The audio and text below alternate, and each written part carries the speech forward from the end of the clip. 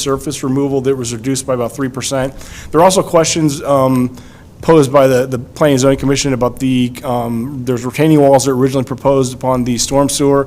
The site, I should have said earlier, the site grades from north to south, and at the far southeast corner of the site, that's where all the stormwater would be collected. The initial plan had retaining walls that presented some height concerns, so the final change made in the plans that are before you this evening is they eliminated the retaining wall and replaced it with slope grading as it relates to that. But the Planning and Zoning Commission recommended by a vote of 7-1 for the approval of the 38-unit plan, and staff would concur. Hey Ben, can you walk us just through the mechanics? This is unincorporated Cook County. We're going to approve it tonight, even though it's not necessarily within the village of Palatine. But how does that work, and when does it come into the village? So, as part of in order to get this to a public hearing for the Planning and Zoning Commission to have standing, the developer, he has a contract to purchase the property, obviously, which enables certain rights as it relates to that, but we do have an annexation application signed by the current owners. It's 3 representatives of the owner's family, so that allowed the Planning and Zoning Commission to evaluate the preliminary plan development process. You, as a village council, are voting on that this evening, but there's no action to be taken for the annexation or the final plan development. So theoretically, if this is approved this evening, the property's not going to be in the village of Palatine. We have an annexation application which gives the village standing to review this, but then it would be subject to whatever conditions imposed by the village council for preliminary plan development. And if the developer were to come back in final plan development, satisfy all those conditions, it'd be before you. The annexation would be heard at the same time as the final plan development. Perfect. Thank you, Ben. Questions on the committee? Councilman Kozlowski. Just a quick one. Ben, can you flip to the billboard slide you had up?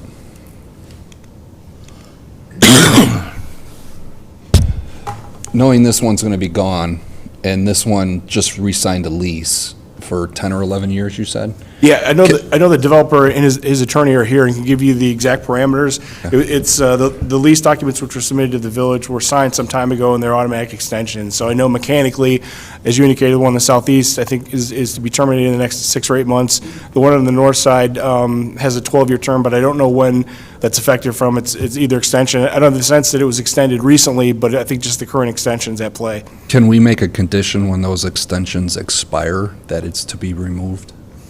So we have, as part of the proposed conditions by staff, number one, and the petitioner and his attorney testified this to the Planning and Zoning Commission, there's language in the conditions that indicate there can be no extensions of the billboards, and obviously we have a security deposit required for the removal of the billboard in the northwest corner of the site. So the language in the preliminary plan development conditions are there such that if the developer were to take control of the property and then try and extend that billboard for another 10 years, that'd be in violation of the preliminary plan development conditions as it relates to that. So basically, when the lease is expired, the sign will be gone. That's the language Okay. contemplated in the staff conditions. I think we had with another car dealership development on Rand Road, there's an existing billboard there, and the village took in a security deposit to ensure that billboard's ultimate removal as it relates to that, and we're proposing something similar for this. Awesome. Great. That's it. Councilman Holmes. Yes, thank you. So I always talk about the stormwater retention, compensatory storage, so on and so forth. It says stormwater pond. So does that mean that this is going to be filled with water at all times? Because if that's the case, then it doesn't really have the ability to take on additional water. And then, of course, the other question is this, if it is a pond, where's the overflow? Where will that go? So as part of preliminary plan development, and our engineers evaluated this, the function of the stormwater, it will retain water for a period of time, but obviously, if we went back to the aerial, all the buildings are demolished, so what happens out right on the site right now is everything just sheet flows, on the property, drains from north to south. So the tension for the stormwater in the southeast corner of the site, it would be to capture the stormwater, it would be to release it at a rate, and the depth as such of the stormwater with the preliminary calculations that were submitted, the village engineer satisfied that, so yes, it will retain water for a period of time. It has a drain at the bottom. Yes, That's released at a certain rate, so it does empty completely, so we have full capacity. For a period of time, for heavy rainfall, there's going to be, I don't want to mislead, there's going to be water, I in understand. it But as when you relates to it, so. say pond, that kind of throws me off a little bit, so, all right. Thank you, that answered my question. Councilman Basinski.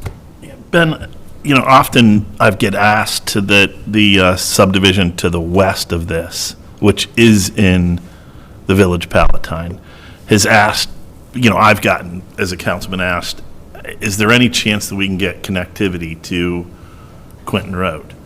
Now, I understand with this, there's sidewalks planned along Dundee as well as along Quinton.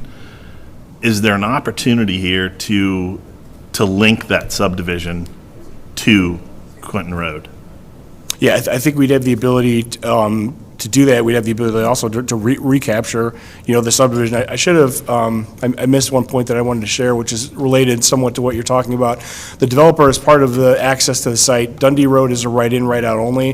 The full access comes on the southeast corner, where there's a mountable median there as it relates to that. But on the south side of the drive, there is a requirement in the preliminary plan development conditions, which the developer is agreeable to have an easement for access to the property to the west. So if I go back to my aerial photograph, there's a remnant property that's in between Aspen Court, which is a subdivision in the village, which I believe you're speaking about. Yeah. There's a remnant parcel that is in the process, I believe, of submitting a preliminary plan development. And the proposed site plan for this site would also have access to that. But your basic question, sidewalks will be required for this development, certainly, Dundee and Quinton Road, and then whatever happens with the property to the west as they go through the process. But there would be the ability to extend the sidewalk, again, I think as the village manager has indicated, with the recapture as it relates to that. It would be their responsibility, though, not this developer's responsibility. I think if this comes back for final, if the property to the west has already gone through its zoning process, we'd require the sidewalk. If they were still in the process, we could always require the current developer to extend the sidewalk and then do a recapture so they ultimately get repaid for it when that property develops. One way or the other, we hear you about the sidewalk gap and we'll get it taken care of. All right, thank you. Sidewalk's only for Dundee Road, right? That's what you're talking about? The Dundee Now, sidewalk, There's right? there's a sidewalk on the south side of Dundee now, and There's one coming in. But Okay, that I thought Aspen you meant Court the has no south side of the connectivity. property. Ben, do you know what the materials are planned for that's a significant fence that's going around the south and west? Kind of So I material know the that's petitioner and the going to representative are here. At preliminary plan development, I know that's something that was a condition that we want to obviously see the elevation of the fence plan. Their site plan indicates that it would be along the western and southern sides of the property. And something else that was forecast in the 2001 plan and then is carried forward. This plan, all of the surrounding subdivisions, both Aspen Court and Lakeside Estates to the south, are zoned R2 or are built to the R2 standard. So they're all required to have a 40-foot rear yard setback. So the buildings that are proposed along the southern and western sides of the property are also being proposed with the 40-foot setback. But the fencing material, unless the petitioner's representative want to speak to that, at this point, I don't believe is known, but obviously that's something we're interested in seeing because that'll be a critical component of final plan development. That's what I figured. Okay, all right, thank you. Thank you, Mr. Wayne. Sure. Anything else from the committee? Is a petitioner in the audience this evening? Could we get you to come up and give us your name and address for the record, please? Two of us. I'm Lawrence Friedman. I'm the attorney for petitioner David. David Schwartz, 3190 Doolittle Drive, Northbrook. Perfect. Can you speak at all to Councilman Mislinski's question? I know this is preliminary, but have you contemplated anything for the fence? You know, typically what we've done is a sort of a PVC fence, 6-foot-high PVC fence, either white or they have sort of a kind of a wood color one that's kind of nice. So we've done one or the other. Perfect. There's a portion of this wall that will serve as the detention basin that will actually be above ground. What material you are proposing to use for that? Do you know? It's typically like a Unilock product. So they look like stones almost, but they're smooth and they stack. And that's going to keep water from permeating out of it? No, it's really just keeps the land back. You know what I mean? It forms a retaining wall for the earthwork, and then it allows the water to fill in. The goal is